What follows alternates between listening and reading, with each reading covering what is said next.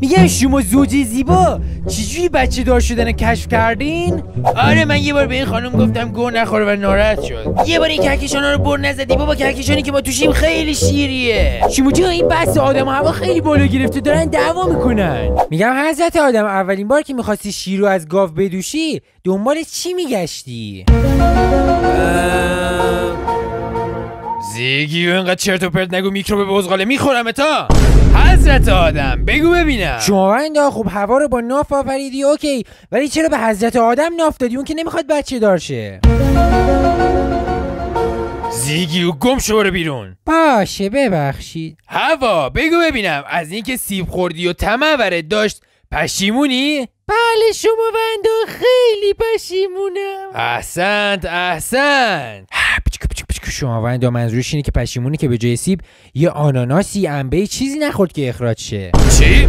هوا داره راست میگه؟ بله. میگم راستی عقدتون رو کی خونده بود؟ جنتی خونده، به تو چه؟ احسنت و همانا از رگ گردن به شما نزدیکتر بودیم. دیدی گفتم از رگ گردن به ما نزدیکتره؟ بگو ببینم حضرت آدم چی شده؟ شماوند از رگ گردن به ما نزدیکتر بودی که هیچ کدوم از مشکلامونو نمیدیدی دیگه. یه 2 متر میومدی عقب‌تر ببینی داریم بیچاره میشیم. بگو ببینم مگه چی شده بود؟ شماوند شما گفتی از شما حرکت از من برکت، ولی از شما چاله چوله دستانداز عبور حیوانات وحشی بیجای خطرناک احتمال ریزش کوه چه خبر بود؟ شما خودتون چه خبرتون بود؟ یه سیب به نیوتن که رسید قانون جاذبه زمین رو کشف کرد، به استیو جابز رسید شد اپل، به ایرانیا رسید شد 2 سیب. بعد اون وقت شما اومدین گناه کردین باش؟ آخه کی با سیب وسوسه میشه؟ زیگی 2 تا حوری طلبت. خیلی خوب حضرت آدم و هوا، ما قراره بریم پیش یه سری از این روحامون که قراره برن زمین و میخوان یه سری سوال از شما بپرسن و ببینن چه جوری گذروندین و یه مصاحبه قراره شکل بگیره. خیلی هم عالی. شیمو جان من میتونم اولین سوالی بپرسم؟ بپرس ازی بپرس. میگم شما زوج زیبا چجوری بچه دار شدن کشف کردین؟ آره سوال بعد. خب حضرت آدم بگو ببینم چجوری خواستگاری کردی؟ من یه جعبه درست کردم و زانو زدم و ازش خواستگاری کردم. اینم بگو که توی جعبه حلقه ای نبود. خب من کف دستم بو نکرده بودم که سری قبول میکنی. نه جون میگم تا حالا قهرم کردین؟ آره من یه بار به این خانم گفتم گو نخوره و ناراحت شد. خب بعدش چی شد؟ بعد من رفتم به شماوند شکایتشو کردم. شماوندم گفت به فکر سلامتیت بوده. میگم حضرت آدم چه نصیحتی برای ما داری تو؟ ببینین مرغ نخورین. خب چلا؟ ببینین مگس گو میخوره، مرغم مگس میخوره، پس یعنی ما مرغو که بخوریم انگار داریم گو میخوریم. واو چه جالب، دیگه چه نصیحتی دارین؟ ببینین موقعی که میخواین آب بخورین حتما 3 تا بسم الله بفرستین، چون توی آب 3 تا جن وجود داره. پناه بر اوشوندگار چی ان اونا؟ ببینین 2 تاشون هیدروژنن و یه دونشون هم اکسیژنه. واو. خب دیگه ما بریم و به یه سری از فعالیتامون برسیم. شما همینجا تا دلتون میخواد سوال بپرسین. بگو ببینم میکروب بزغاله چرا این همه زن گرفتی؟ شماوند این با خوش برگشته گفته پشت هر مرد موفقی یه زن هست. اگه چند تا زن پشتش باشه چقدر موفق میشه؟ جهنم. سروران عزیزی که در اعمال خاکسپاری یاری. بگو ببینم تو اهل کجا بودی؟ اهل ایران. چی؟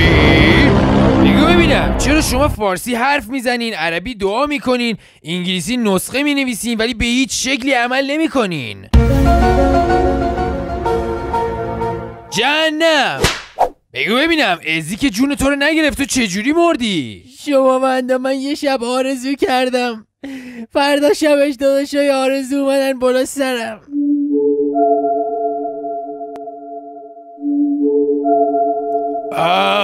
تو روح جهنم. شماوندا من اعتراض دارم، یه بار این کهکشانا رو بر نزدی بابا، کهکشانی که ما توشیم خیلی شیریه. چی؟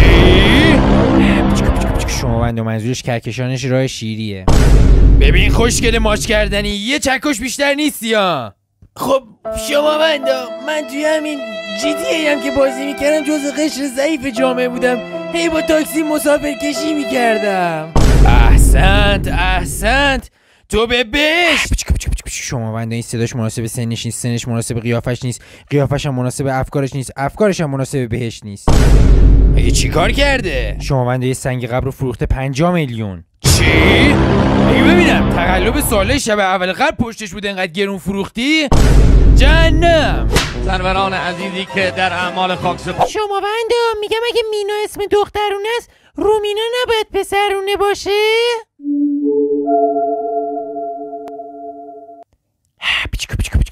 چی؟ بگو ببینم تو حامله بودی؟ بله. بی تربیت یعنی؟ بله. واقعا باید خجالت بکشی. تو روح جهنم. بگو ببینم جرم تو چی بود؟ شما بنده این تو این آخر هر جمله یه علی میذاشت. یعنی چی؟ مثلا رکب خوردی کیو مرسلی، بس کن گرگلی. تو روح جهنم. شما بنده شما پاییزی؟ نه چطور؟ آخه هر وقت اباحتتون رو میبینم برگام میریزه. خب کودتو عوض کن. بگو ببینم چرا رفتی توی طبیعت اون همه گاو و گوسفند و اون همه حیوان بی زبون رو کشتی؟ شما بنده داشتن غذا گیاهخوارا رو میخوردن. شیمو جان چی شده ازی؟ شیمو جان این بحث آدم و هوا خیلی بالا گرفته، دارن دعوا میکنن. واقعا من نمیدونم این همه حضرت آدم رفت شکار یه لحظه هم خسته نشد. مگه این همه با تو زندگی کردم خسته شدم؟ ببینین اگه حضرت آدم رو نگاه کنین میفهمین که ملاک من نه قیافه بوده، نه پول، نه اخلاق. شما این اشتباه رو نکنین خواهشن. میگم چجوری شیطانو میترسوندین و از خودتون دولش میکردین؟ با آوردن اسم شماوند. من از خود شماوندم نترسیدم، گفت زانو بزن، زانو نزدم. بعد اون موقع با دعا میخوای منو دور کنی؟ حضرت آدم میگم وصیتت چی بود؟ وصیت من این بود که قبرمو با آب و صابون بشورن که تمیز بشه؟ نه که هر کی رد شد بخوره زمین بخندیم.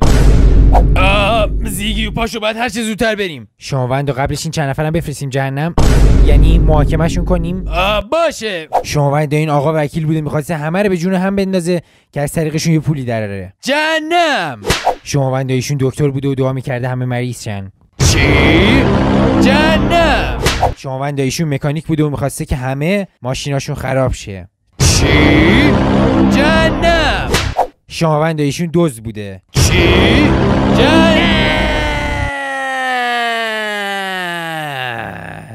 من آرزو داشتم همه مردم پولدار باشن.